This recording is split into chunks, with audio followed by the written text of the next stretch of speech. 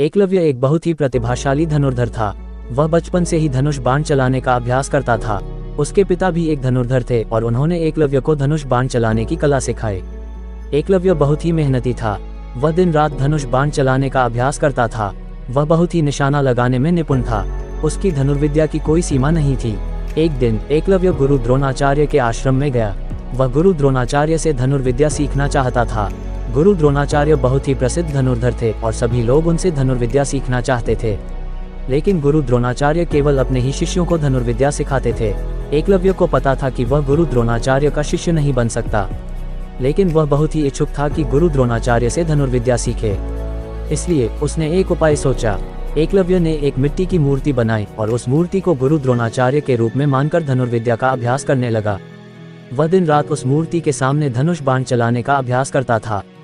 गुरु द्रोणाचार्य एक दिन अपने आश्रम में टहल रहे थे, तभी उन्होंने एकलव्य को मूर्ति के सामने धनुष बाण चलाते हुए देखा।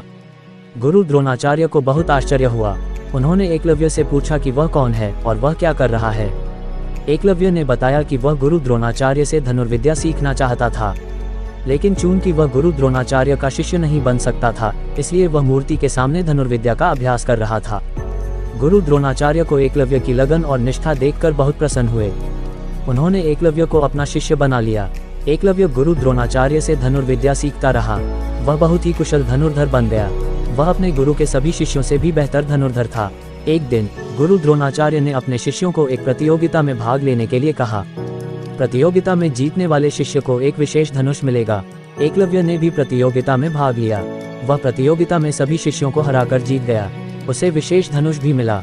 गुरु द्रोणाचार्य एकलव्य की जीत से बहुत प्रसन्न हुए। उन्होंने एकलव्य को कहा कि वह अब एक महान धनुर्धर बन गया है। इस कहानी की सीख। एकलव्य गुरु द्रोणाचार्य से बहुत कुछ सीखा था। उसने सीखा था कि लगन और निष्ठा से कुछ भी हासिल किया जा सकता है। इसलिए हमें कभी भी मेहनत करना नहीं छोड़ना चाहिए। तो हमेशा मेहनत कीजिए और अपने सपनों को पूरा कीजिए। धन्यवाद।